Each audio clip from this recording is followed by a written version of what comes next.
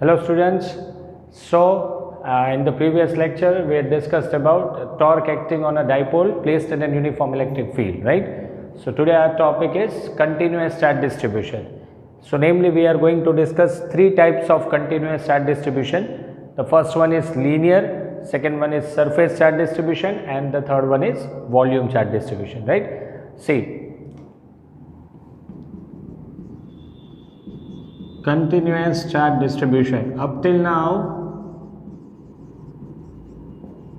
the charges were distributed in a discrete manner, not continuous. Suppose there is a wire, linear one, that means it will only have length, right? It's a wire of length L. Okay, let us take it uniform. Wire of length L. Suppose this is how the charges are there on the wire, right? And you have been said to calculate the force acting on a charge Q having a position vector R, right? Once again, this is the case of linear charge distribution, because it is a wire having only length. It is not having area or volume, so it is known as linear charge distribution. So a charge is continuously distributed on a wire of say any length L, right? And because of all the charges on a wire of length L, we are being said to calculate force on a charge Q which is placed at a position R. See, applying Coulomb's law or applying superposition principle will be too hard, will be too lengthy.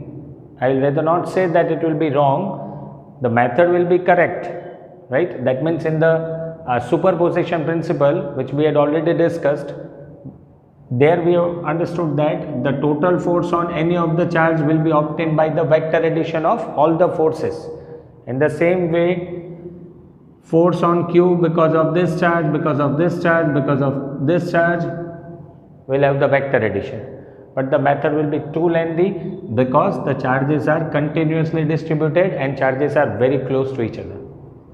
So for continuous charge distribution, what we will do, how we will approach to find the force, we'll suppose any charge dq, we'll suppose any charge dq, because applying Coulomb's law or superposition principle is practically not possible when charges are continuously distributed, right? So we'll take one charge dq, right, and we'll calculate the force on this charge q because of this charge dq. That can be calculated with the help of Coulomb's law. Coulomb's law is for two charges, right? So only just concentrate only on this charge dq, right? Say this charge is having a position vector r dash. So this charge will exert a force on this charge q in this direction. So this force will calculate with the help of Coulomb's law, k q and by r square, right? Similarly, all other charges will also apply a force on this charge q similar to this charge. So first we will find the force acting on charge q because of a very small charge dq, and then we will sum up, or rather say we will integrate the force. That means, once again, make it very clear, first we will calculate force on this charge q because of a very small charge dq, right? So this force can be calculated with the help of Coulomb's law. After doing that, we will integrate the force. That means we will get the answer of all the forces acting, we will get the force acting on this charge because of all these charges. Clear? See, understand the method. See, so one thing is very sure, whenever a question is from continuous charge distribution, whether it is linear charge distribution, areal charge distribution, volume charge distribution, one thing is sure, in order to calculate the force or even in order to calculate electric field, we will always go for integration, right? So make it very clear that whenever the question is for continuous charge distribution, answer will be obtained by integrating, right? So how will we integrate this and how will we calculate the force? acting on this charge. Say force on Q because of this charge dq. Let the force be dF. This will be equals to K Q1 Q2 upon R square. Clear? Okay, if you want to multiply unit vector, that is okay, but I have just written the magnitude of force. This is the force acting on the charge Q because of dq. Similarly, another charge dq will exert the force on Q. This charge dq will exert a force on Q. This dq will exert. So let's combine all this dq, right? So that will give me the total force acting on this charge Q. So how to combine it? By doing integration. By doing integration, right? So total force F will be obtained by integration. Since you are integrating the charges which are placed on line, that means it is a linear charge distribution. So we'll write it as L.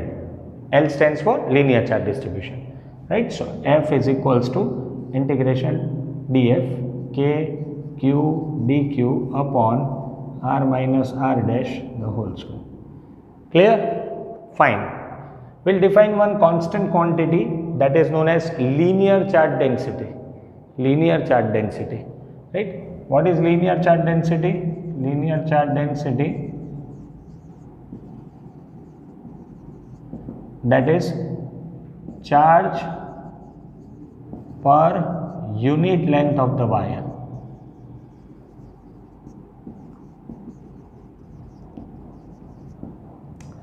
That means what will be the charge per unit length? That is known as linear charge density. It's a constant quantity. You can denote it by any symbol, but generally books are taking the symbol lambda. So lambda is linear charge density, which is equals to charge per unit length. Total charge divided by total length. That will give me the constant quantity known as lambda. In a way, linear charge density represents charge. In a way, it represents a charge, but that is only for unit length. That means if I am saying that length is of 20 centimeter, right? This is a wire of length 20 centimeter and 20 coulomb charge is spread on it. So what is the total length? 20. What is the total charge? 20 coulomb. So what is the charge per centimeter? What is the charge on this wire per centimeter? 1 centimeter. So that will be 20 by 20. So it will be 1. So lambda is equals to 1. Clear? So lambda is a constant quantity which represents the total charge per unit length, right? Unit will be coulomb per meter. Lambda can also be written as dq by dl. Total charge by total length or very small charge upon very small length, the ratio will be constant.